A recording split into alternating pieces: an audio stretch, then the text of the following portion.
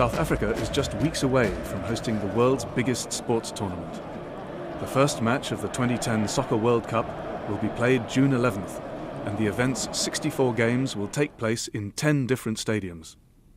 It's the first time the Soccer World Cup has been staged on the African continent. South Africa was chosen to host the event in 2004 and has spent 6 years preparing its facilities, its infrastructure, and its people for the stresses of presenting what is literally the greatest show on earth. This was a fitting moment to bring the world's attention to Africa. Before the global economic crisis hit, Africa had put in nearly a decade of strong economic performance.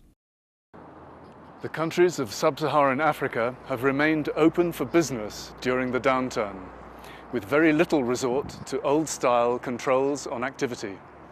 Growing local markets, improving political stability and public infrastructure, and a lower cost base are providing a strong incentive for inward investment.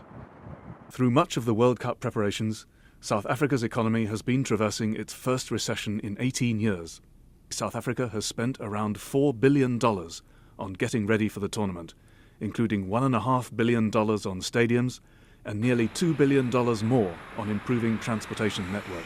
Has South Africa's spending on World Cup preparations amounted to a stimulus package for the recession-hit economy? Will economic benefits continue to accrue to South Africa's people long after the tournament is over? IMF Managing Director Dominique Strauss-Kahn, visiting South Africa before the World Cup started, was asked what effect it might have on the country's economy. It will really be helpful in terms of roads or things like that.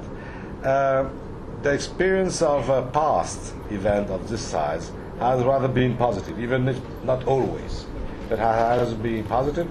It depends also on the turnout and the number of people that will come to South Africa for this event. World Cup-related infrastructure spending is a relatively small share of South Africa's total infrastructure budget.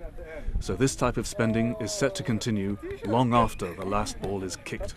Despite a sizable public infrastructure investment program, South Africa's infrastructure needs remain large, and creating the conditions for private sector participation in infrastructure investment and service provision could help relieve fiscal pressures and improve efficiency.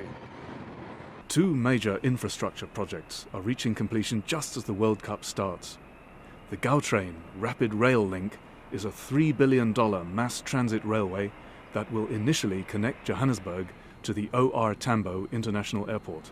The Rea Vaya Bus Rapid Transit System is a $500 million network of Johannesburg buses in dedicated travel lanes designed to help free up the city's traffic-clogged streets. South Africa's preparations for the World Cup aren't only based on soccer stadiums. The government is spending billions of rands improving infrastructure so that access to the events is the best it can be when the tournament starts. In addition to stadiums, South Africa needed to ensure the ready availability of more fundamental services, such as electricity. South Africa's government implemented a large front-loaded easing in fiscal policy in fiscal 2009, primarily aimed at upgrading the country's infrastructure. This investment program is expected to relieve critical bottlenecks in electricity and transportation, while also supporting demand in the short run. The soccer centerpiece of South Africa's World Cup is ready.